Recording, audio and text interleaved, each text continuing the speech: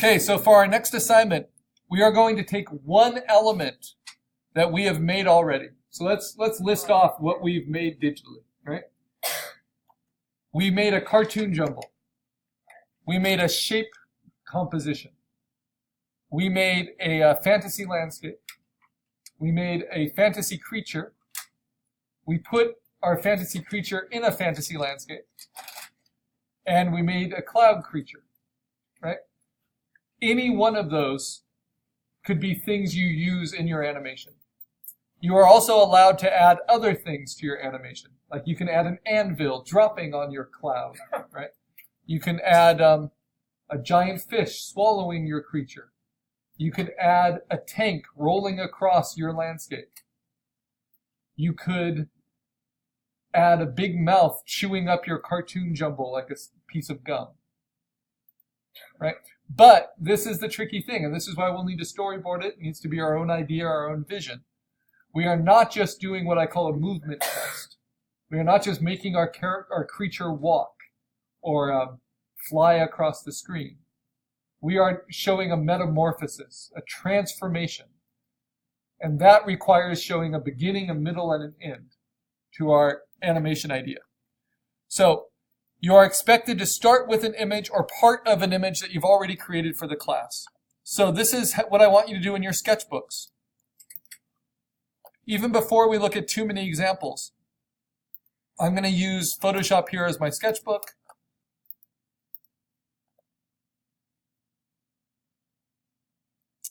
And I'm going to sketch a storyboard with some ideas.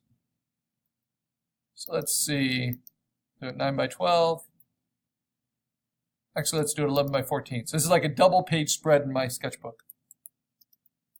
This will be Carl, assignment 5, sketch.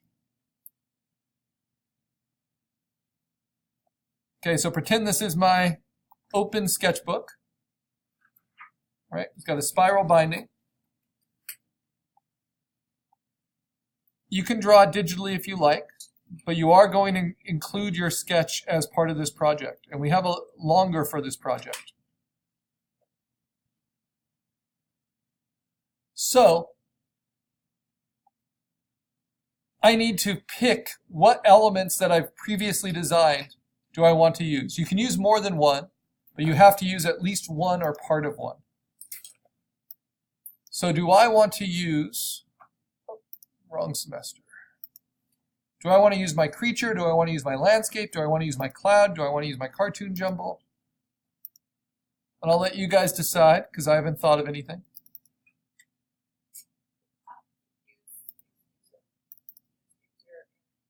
Use my animal. Yeah, animals are fun to play with. I can show you some things.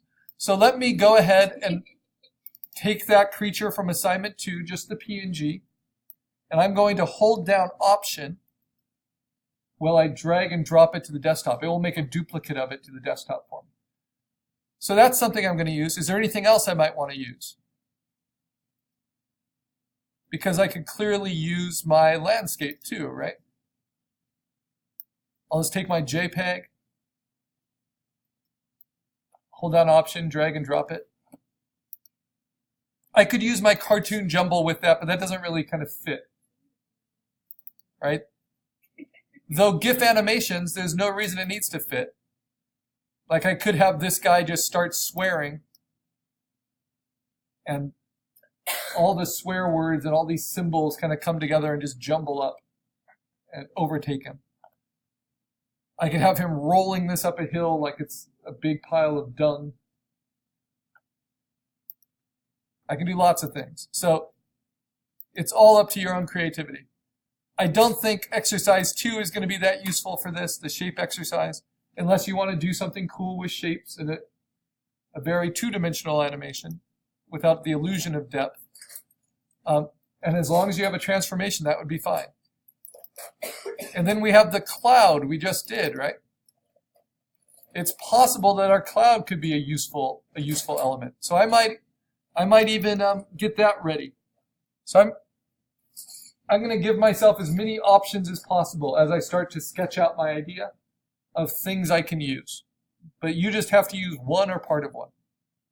So to get my cloud ready to use, I'm going to turn off the creature layer. I'm going to turn off the overlay layer. I'm going to turn off the background layers, and then save this as a PNG to the desktop, which will give me a transparent cloud to use, which is great for animation.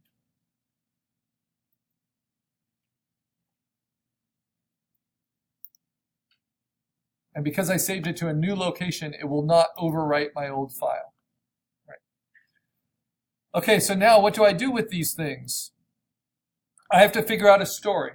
So animation requires three things in order to tell a story with it. A narrative, storytelling, requires three things. It requires a character. It requires a setting. And it requires the illusion of time passing. So, in your notes, go ahead and write those down. In art, we call this a narrative. It's storytelling. And the reason we like animation so much is because it gives us this really kind of open possibility, this endless possibility for storytelling. Because everything is drawn, everything just comes out of the imagination if you so desire. So narrative storytelling requires first, do you guys remember? Requires character.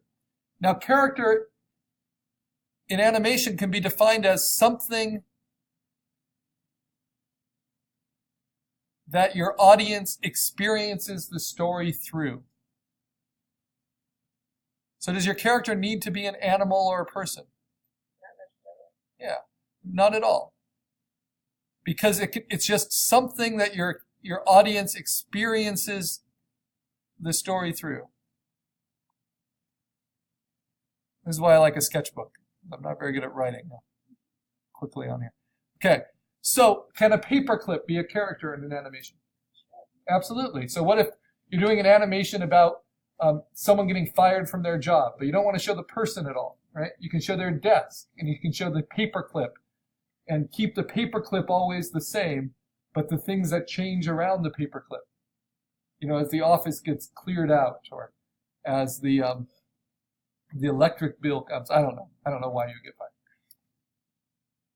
You can tell, I did an example you can see in past instructor examples where I told the story of a landscape and a storm and lightning through a tree, right? And the tree transformed. So for this, because we're required to make it transform, you want to transform either the character through your animation or your setting, or both. So setting is the place, props, etc.,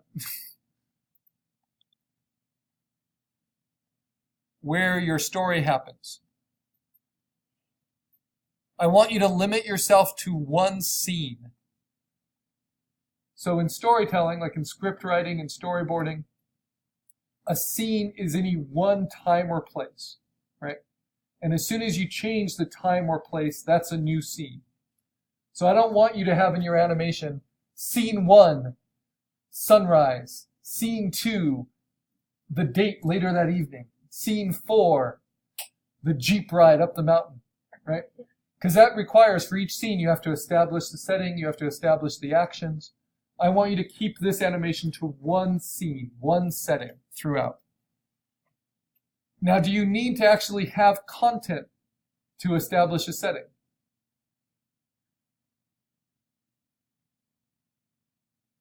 So let's say I have a character, and that character is just on a white background. Is there a setting?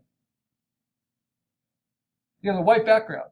So even if you don't tell us what the setting is, the audience is going to want to figure it out.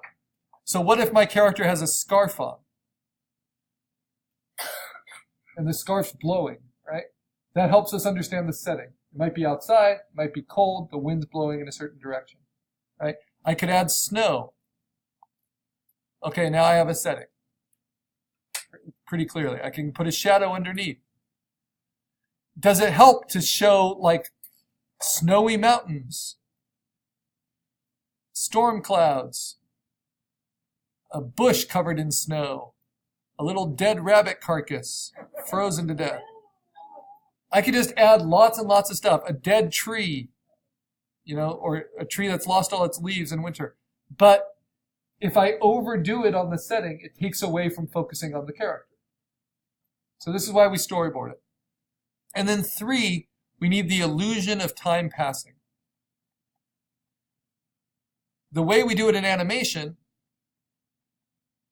is that we play one image after another. And we, as the artist, control the time. And so the viewer has to see it in the sequence and in the timing that we've set. But comic books do this differently. They just do it in sequential images, one next to each other, right? So we're going to first kind of draw a little comic book. And this is what our storyboard is. And this is your homework.